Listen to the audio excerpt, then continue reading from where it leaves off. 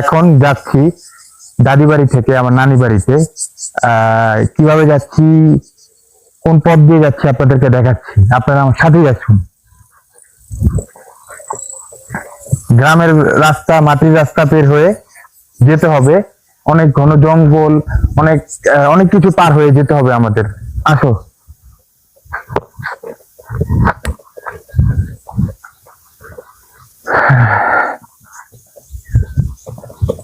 Guys, এই যে এখন আমরা এই পথ দিয়ে নামবো।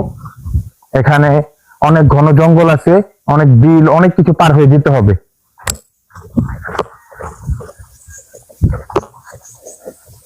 ওই যে দেখেন একটা বেজি দৌড় দিয়ে ওই পারে গেল।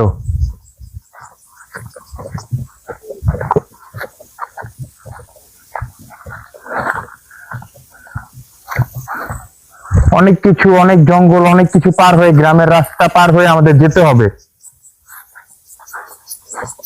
যেহেতু নানি বাড়ি যাচ্ছি দাওয়াত খেতে, তো এখন দুপুরবেলা নানি দাওয়াত দিয়েছে, তাই এখন যাচ্ছি দাদি বাড়ি থেকে নানি বাড়িতে।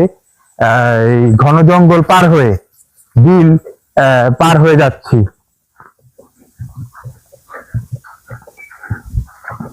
এখানে বর্ষাকালে অনেক পানি থাকে। অনেক মানুষেরা ধান ধান পান করে এই জমিনে। তো এখন তো বর্ষাকাল না, এখন এই মাটিগুলো শুকনো আছে, এখন যাওয়া যায়।